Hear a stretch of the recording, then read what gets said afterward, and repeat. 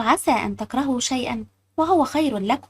كلمة تكفي إن هي تطمن قلبك مهما حصل. في لحظات كتير في حياتنا بنقف قدام حاجة ضايعة مننا، سواء شخص سابنا، باب رزق اتقفل أو اتأخر، أو حلم وقع فجأة، ونفضل نسأل ليه بيحصل معانا كده، مع إن الحقيقة ربنا سبحانه وتعالى بيشوف الطريق كامل، وإحنا مش بنشوف غير خطوة واحدة وبس.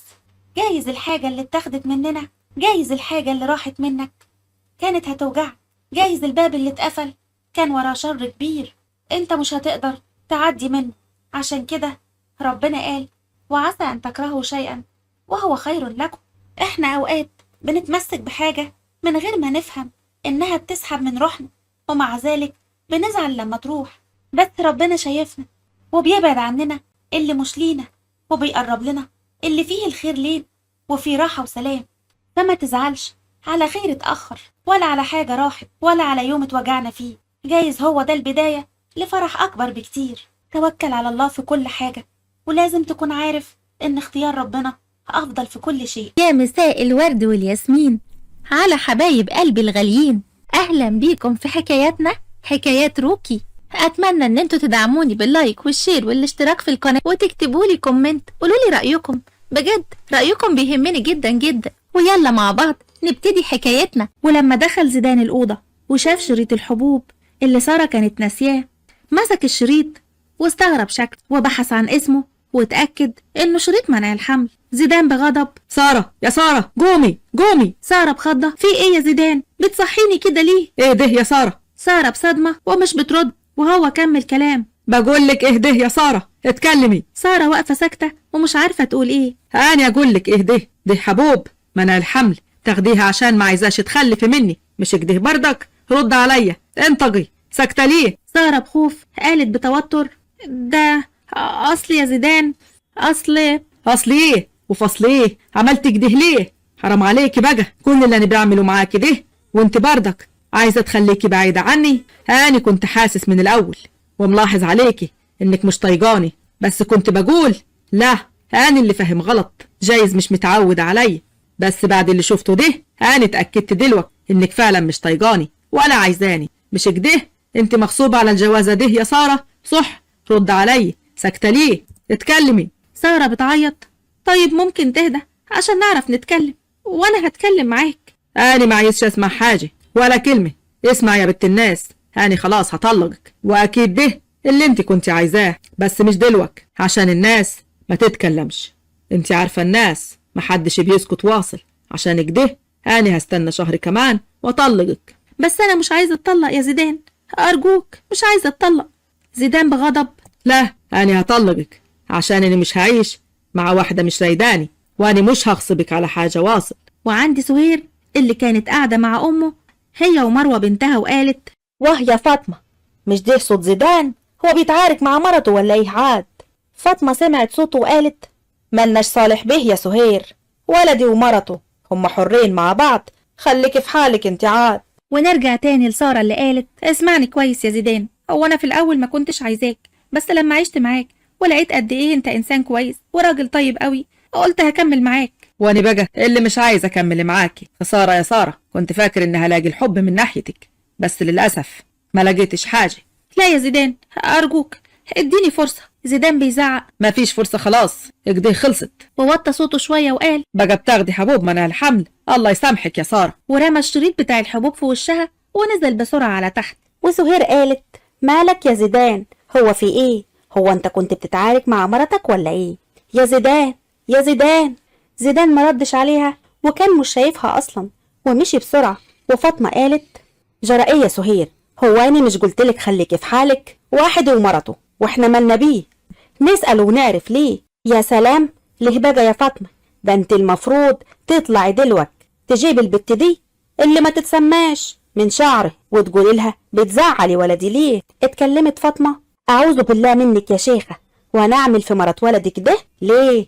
مهما كان اللي حصل ما هتدخلش واصل، ولدي يعرف مصلحته زين. وبقول لك ايه يا سهير، خليكي في حالك.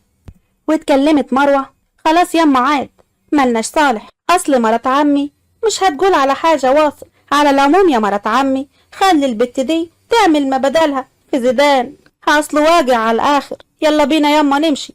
يلا يا بنتي بالاذن يا فاطمه. ومشيت سهير ومروه، وفاطمه قالت لنفسها غرف داهيه، جبر يلمكم انتوا التانيين. ونزل عمر من فوق وقال لمامته هو زيدان كان بيزعق ليه يا امي؟ هو في حاجه ولا ايه؟ والله ماني عارفه يا ولدي، هو كان بيزعق مع مرته. وبعدها لقيته نزل جري على بره. انا هتصل بيه اشوف. واتصلت بيه وهو كان سايق العربيه بتاعته، وقالت له الو ايه يا زيدان يا ولدي؟ في ايه؟ انت كنت بتزعق مع مرتك ليه؟ مفيش يما، أنا بس كنت راجع زهقان شوي، بعدها طلعت وبعدها طلعت زهقي في سارة. ليه بس كده يا ولدي؟ دي البت هاديه ومحترمه ومحترمه قوي، انت ليه بتتعصب عليها بس؟ طيب انا هطيب خاطرها بكلمتين لحد ما تعاود من بره. وقفلت معاه. وعمر قال لها في ايه يما؟ زيدان ماله؟ ما فيش يا ولدي، بيقول انه كان طالع زهقان وطلع زهقه على مرته. انا هطلع فوق اطيب خاطرها بكلمتين عاد. وطلعت فاطمه لساره، وعمر اتنهد وفضل قاعد مكانه بيفكر فيها. وطلعت فاطمه عند ساره وقالت لها كيفك يا بنتي؟ معلش يا ساره على زعج زيدان فيكي، ما تزعليش يا حبيبتي. هو فين زيدان؟ هو قالك حاجه يعني؟ قالك كان بيزعق ليه؟ قال لي يا بنتي، قال لي ان هو كان راجع من بره زهقان وطلع زهقه فيكي. مش ده برضك اللي حصل؟ ساره بارتباك ايوه فعلا كان جاي من بره زهقان، وانا لقيته بيزعق معايا، بس انا مش هزعل منه عشان خاطرك انت يا ماما. تسلم يا حبيبتي، ربنا يسعدك يا ساره. زيدان طيب وحنين قوي، بس هو لما حاجه بتعصبه بيطلع في شره. ربنا يصلح حالكم يا بنتي. اما في بيت سهير، مروه قالت لها انت شفتي مرات عمي بتدافع عنها كيف؟ انا خلاص ما بقتش طايقه اروح هناك ياما. اهدي يا بت، انت لا هتروحي وتتعاملي مع زيدان كيف ما انت بالظبط. انا عايزاه يبقى معاكي ويرمي البت اللي عنده دي. يعني تفتكري ياما ان هو ممكن يسيب البت دي ويتجوزناني؟ ايوه امال ايه؟ امك مش بتلعب يا مروه، امك بتفكر لقدام. اما في البيت عند زيدان اتاخر بره، وساره بترن عليه مش بيرد عليها، وقالت لنفسها انت رحت فين بس يا زيدان؟ هو انا ناقصه قلق بقى؟ وبعد شويه سمعت صوت عربيته ودخل زيدان، ومامته كانت مستنياه. ولما دخل قالت له كنت وين يا ولدي لحد دلوقتي؟ ايه اللي اخرك كده؟ ده احنا داخلين على الفجر. معلش يما، أنا كان ورايا شغل كتير كنت بخلصه. شغل لحد الفجر يا ولدي؟ طيب يا ولدي اطلع فوق لمرتك خليك تريح عاد. أنا هقعد تحت في المكتب هنا يما، روح انت نامي تصبحي على خير. ليه بس يا ولدي؟ انت لساكي معصب ومتضايق ولا ايه؟ لا يما، بس عندي شوية شغل هخلصهم في المكتب. ودخل مكتبه. وبعد كده نزلت سارة جري من فوق وقالت لحماتها هو فين زيدان يما؟ ما طلعش فوق ليه؟ انا شفته وهو بيركن عربيته. والله يا سارة يا بنتي ما عارفاش اقولك ايه، بس زيدان دخل مكتبه قال ان عنده شوية شغل هيخلصهم في المكتب. ادخل يا بنتي واتكلمي معاه، جايز يكون بيقولك ده وهينام في المكتب. وراحت سارة على المكتب وفتحته ودخلت، وهو قال لها انت ايه اللي جابك هنا؟ يلا اطلعي على فوق، اني ما عايزش اعلي حس تاني عليكي. يلا. هعلي صوتك زي ما انت عايز، بس انا مش همشي وانت لازم تسمعني. اني ما عايزش اسمع حاجة منك، ولا حتى عايزة اشوفك واصل. احنا خلاص ما بقاش في بينا حاجة. لا يا زيدان بلاش تقولي الكلام ده، عشان خاطري سامحني. انا اسفة يا زيدان. اسفة على ايه يا سارة؟ هو انا لقيت معاكي حلويات؟ والله العظيم كانت غلطة مني واسفة، ومش هعمل كده تاني خلاص. انا عرفت ان انت قد ايه حنين وطيب واحسن راجل في الدنيا كلها، عشان كده بتأسف لك. طيب وانت عملت كده ليه من الاول؟ هو انت كان في حد في حياتك يا سارة؟ صرحيني، خليكي صريحة معاي. سارة بتعيط. مفيش حد يا زيدان، انا اللي ما كنتش عايزة اتجوز، وبابا هو اللي غصبني على جوازي منك. بس لما عشت معاك وشفتك عرفت قد ايه ان انا كنت غلطانة، وانت انسان كويس. زيدان اداها ظهره وقال ما بقتش اكل من الكلام ده. هاني خلاص قررت اتجوز واحدة تانية واجيبها هنا اعيش معاها وتخلف لي العيال اللي انا عايزهم، طالما انت ما عايزاش. سارة عيطت واتعصبت عليه وقالت انت بتقول ايه يا زيدان؟ طيب فكر واعملها كده، والله اقتلك واقتلها واخلص منكم انتوا الاتنين. انت سامع ولا لا؟ زيدان وهو مديها ظهره ابتسم على كلامها ورد وقال بجدية اعملي ما بدالك، انا خلاص هعمل كده، وانت كمان شهر هتبقي طالق. جريت عليه سارة وحضنته وهو كان واقف زي ما هو، وقالت له لا يا زيدان انا مش عايزة اتطلق منك، ارجوك سامحني، انا غلطت والله، انا اسف، ارجوك اقبل اسفي. وانت عايزاني اقبل اسفك ليه بعد اللي عملتيه فيا ده؟ مش انت كنت عايزه ما تخلفيش وانا هسيبك براحتك؟ أرجوك يا زيدان اعتبرني عيلة وغلط، بس أرجوك ما تسيبنيش وما تزعلش مني. أنا مش هقدر أنسى إنك كنت كرهاني مع إن حبيت الجو يا سارة، ومش بستحمل عليكي حاجة واصل. أنا ما كرهتكش يا زيدان، بس يعني ما كنتش متعودة عليك. أنا مش هنكر إن أنا في الأول ما كنتش مبسوطة، بس عشان بابا هو اللي غصب عليا الجوازة دي زي أي واحدة. كنت متدمرة من جوايا وكنت لازم أفكر 1000 مرة قبل ما أخد الخطوة دي. بس لما قربت منك يا زيدان عرفت إنك بتحبني وبتخاف عليا، وكان لازم أقرب منك عشان أقدر أحبك يا زيدان زي ما بتحبني. أرجوك شيل فكرة الطلاق دي من دماغك. زيدان بص في عينيها. مشكلتي يا سارة إني بحبك جوي ومش قادر أبعد عنك، ليه تعملي فيا كده؟ خلاص يا زيدان قلتلك ما تزعلش وحقك عليا. خلاص يا سارة أنا سامحتك، ما هو اللي بيحب لازم يسامح، مش كده بردك؟ ربنا يخليك ليا يا زيدان. يلا بقى نطلع أوضتنا، ولا أنت عايز تنام هنا في المكتب؟ لا خلاص، يلا بينا نطلع فوق. طيب بقولك إيه، شيلني. أشيلك كيف؟ شيلني يا زيدان واطلع بيا فوق، ولا أنت مش قادر تشيلني؟ أصلا عايز حياتنا تبتدي من دلوقت. أنا أشيلك وأشيل جدك 10 مرات، بس بطل جنان. اللي في السرايا هنا يقولوا علينا إيه؟ مش هطلع فوق غير لما تشيلني. كيف كده يا مجنون أنت؟ بطل جنان، أنا هطلع معاكي وفي الأوضة أبقى أشيلك. وخرجوا الاتنين من المكتب وهم عند السلم لقوا البيت فاضي ومفيش حد، وشالها زيدان وطلع بيها فوق. أما عمر كان لسه طالع من الأوضة بتاعته واتفاجئ بيهم، ورجع الأوضة تاني بسرعة وسمع ضحكهم وهزارهم مع بعض، بس كان متضايق جدا وكتم حزنه جوه قلبه وقال جوه نفسه: ربنا يسعدك يا سارة مع زيدان أخويا، أنا متأكد إن ربنا اختار لنا اللي إحنا فيه ده، عشان كده الأفضل. وعينه كلها دموع، وقرر إن هو لازم هيحاول ينسى. وبعد يومين سهير قابلت سنية اللي بتشتغل في الفيلا وقالت لها: كيفك يا سنية؟ والله انت بنت حلال، ده انا كنت عايزة اجيلك. سنية باستغراب: تجيلي اني؟ خير يا ست سهير، هو في حاجة ولا ايه؟ لا ده انا كنت عايزة اديلك دول، خدي يا بت دول عشانك. يا لهوي، كل ده عشاني اني؟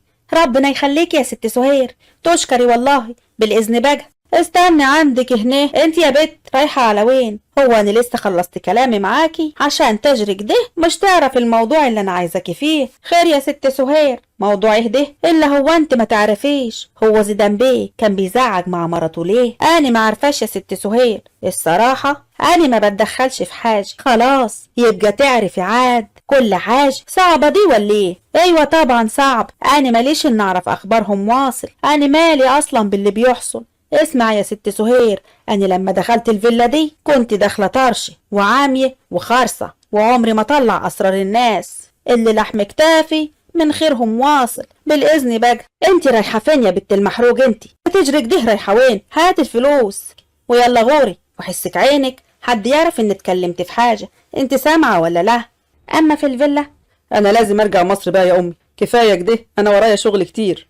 يا حبيبي يا ولدي، أنا ملحقتش أشبع منك واصل. معلش يا أمي، أنا مش هعرف أخد أجازة أكتر من كده، لازم أرجع، وبعد كده هحاول أخد أجازة وأجي أقعد معاكي، وبعدين أنت لازم تيجي تقعدي معايا شوية هناك عشان تشوفي العروسة. طبعا يا ولدي، إمتى يجي اليوم اللي يبقى فيه الفرح؟ عايز أفرح بيك بقى يا ولدي. إن شاء الله يا أمي قريب هنحدد كل حاجة. طيب يا حبيبي استنى زيدان أخوك ينزل وتسلم عليه. وفعلا زيدان كان نازل هو وسارة وقاعدين بيهزروا وبيضحكوا مع بعض، واتكلمت فاطمة: الله أكبر، ما شاء الله عليكم يا حبايبي، ربنا يسعدكم ويهدي سركم يا رب. ربنا يخليكي لينا يما. ايه الشنطة اللي معاك دي يا عمر؟ انت ماشي اياك؟ عمر بحزن: ايوه يا زيدان، انا لازم ارجع بقى، ما هي خلاص الاجازة خلصت، لازم عشان شغلك ده اللي بعدك عنينا. تسافر بالسلامة يا اخوي، وخلي بالك من نفسك. واتكلمت سارة وقلبها كان موجوع: ابقى سلملي على داليا كتير يا عمر، ربنا يسعدكم يا رب. متشكر يا سارة، يلا انا همشي، السلام عليكم. مع السلامة يا عمر. مع السلامة يا ولدي. ومشي عمر وهو حزين. وزيدان قال لأمه: هو عمر ماله كده يما؟ في حاجة ولا ايه؟ والله ما انا عارفة يا ولدي، بس تلاقيه زعلان عشان ماشي وسايبنا، ربنا يستر طريقه. وانت يا سارة يا بنتي عاملة ايه؟ اوعى يكون زيدان ولدي زعلك تاني. لا خالص يا ماما، زيدان ده احسن راجل في الدنيا كلها، ربنا ما يحرمني منه ابدا. ولا يحرمني منك يا سارة. يلا بقى انا رايح اشوف شغلي. سلام يما. سلام يا سارة. ومشي زيدان. وفاطمة قالت لسارة: جرى ايه يا سارة؟ قوليلي بقى يا سارة يا بنتي، مفيش حاجة كده ولا كده؟ لا يا ماما مفيش حاجة. ما احنا يعني بقى يا ماما ما بقالناش كتير برضو. ما تزعليش مني يا بنتي اني بسألك، بس انا عايزة اقولك حاجة. النسوان هنا بتحمل من ليلة الدخلة، وزيدان ده الكبير يا بنتي ونفسنا نفرح بيه. عايزة البيت يبقى مليان عيال، زيدان يبقى له عزوة. انا عارفة ان كلامك كله صح يا ماما، بس دي حاجة بتاعت ربنا. ادعيلنا بس ان ربنا يرزقنا. طيب يا بنت اقولك حاجة، اني ممكن اروح معاكي للدكتورة ولا اجيبها هنا تكشف عليكي بنفسيها؟ يا ماما مفيش حاجة، انا عارفة، وان شاء الله لما يحصل اكيد هتبقي اول واحدة تعرفي. اما عند زيدان في المكتب بتاعه كان عنده رجالة وقالوا له على اللي عمه فتحي بيعمله، وزيدان قال: انت بتقول ايه يا حاج صابر؟ انت متأكد ان اللي شفته مع المطاريد يبقى عم فتحي؟ ايوه يا كبير، انا شفته بعناية دول وهو بيتفق مع المطاريد على بضاعة، وكمان على انه عايز يفتح مقبرة وانهم لازم يساعدوه. دي بيشتريهم بالفلوس يا كبير. ما تأخذنيش يعني في الكلمة يا كبير، عمك فتحي ده غول كبير في جمع الفلوس، وبيعمل اي حاجة حتى لو بطرق غير شرعية. أنا عارفه زين. بقى كده يا عمي هي حصلت إنك تتفق على آثار ومقبرة كمان. على العموم أنا متشكر قوي يا حاج صابر إنك جيتني وقلت لي. متشكر على إيه بس يا ولدي؟ ده أنت الغالي ولد الغالي، واللي بيحصل ده هيجيب سمعة العيلة في الأرض وهتبقى فضيحة وسط البلد كلاتها. أنا عارف اللي أنت بتقول عليه ده يا حاج صابر. على العموم شرفت وأنست، ربنا يعزك يا زيدان بيه. استأذن أنا بقى. ومشي صابر، وزيدان بقى قاعد متغاظ من عمه، وقرر ان هو هيروح له البيت، وفعلا راح.